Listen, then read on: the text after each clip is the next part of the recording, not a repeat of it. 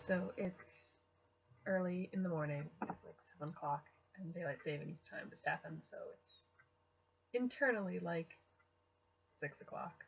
No, 8 o'clock. I'm a monster. I'm a monster. I have to go take my sister to work, so before I can start my writing for the day, so I just thought I would talk about ghosts of NaNoWriMo past for a brief and shining few moments. So I created my account in 2009, and I did the story Looking for Trouble. I only got 16,486 words for Looking for Trouble. It was young adult and youth fiction. My synopsis was 2 teenagers, one obsessed with secrets and the other desperate to act out, compile a book full of secrets on all the people of their small town.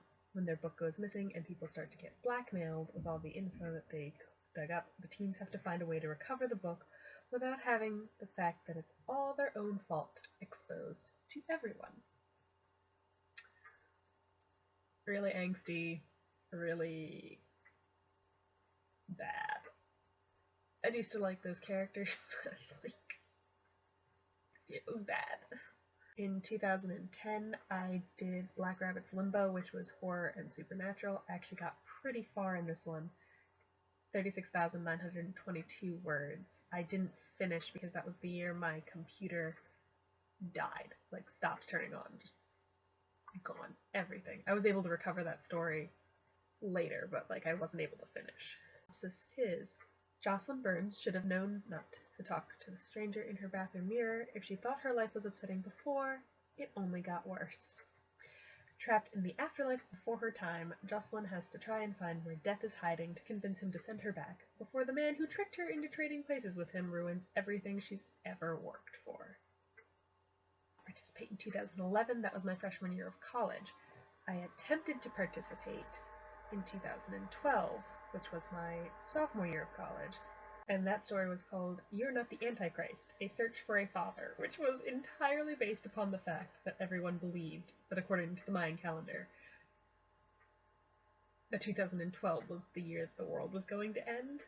So this is Avery and her friends are setting out on a road trip to find her estranged father before the year is up, because come December 21st, 2012, Avery will be attempting to bring about the end of the world as the Antichrist.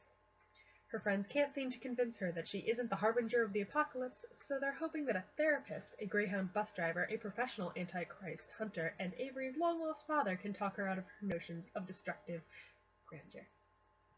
Did really like this story. It was kind of fun to write, but it also didn't go anywhere.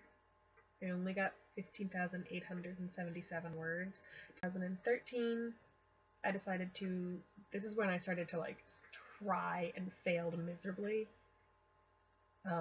because I was in college and I was like working and doing classes and costuming shows and like socializing. I don't know why I tried, except for the fact that I enjoy writing. So I only got 1,635 words. I didn't even make word count for like one day. That's all I got.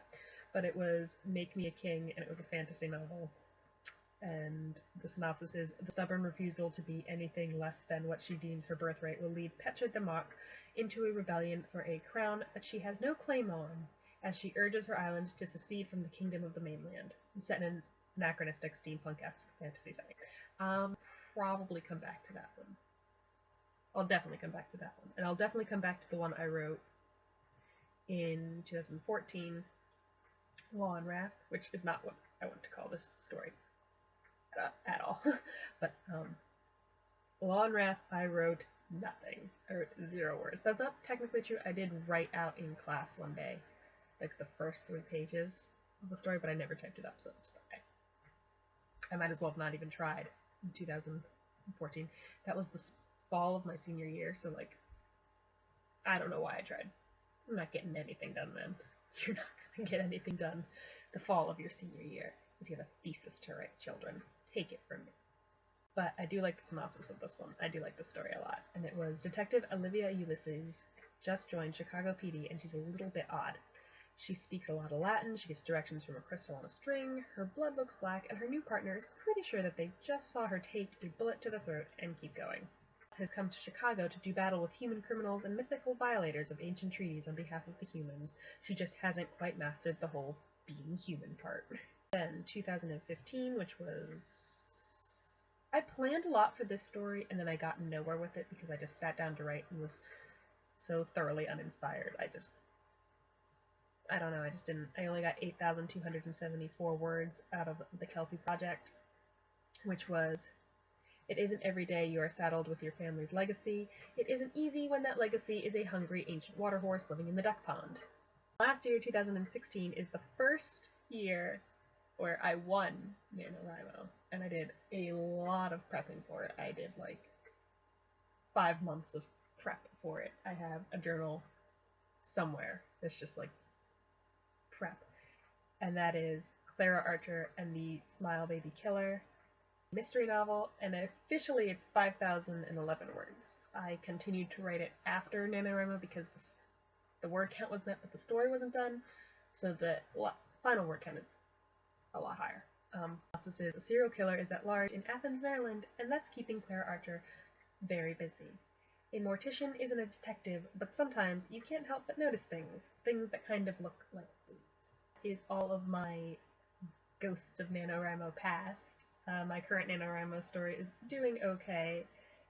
It's called The Archive Game, and I'm at 9,486 words so far, with the synopsis of 5 strangers and a dog meet up in the woods and decide to help a steward wake her sleeping queen by going down a hole and into a place that thinks for itself and knows all. Surely, everything will be fine. The archive is vast and alive and bursting with everything from your nightmares and dreams, and somehow you have to find a magical key in all of this mess. I'm going to keep writing today. I hope you enjoyed this awful camera quality and this terrible lighting situation. It's 7:13 in the morning, and I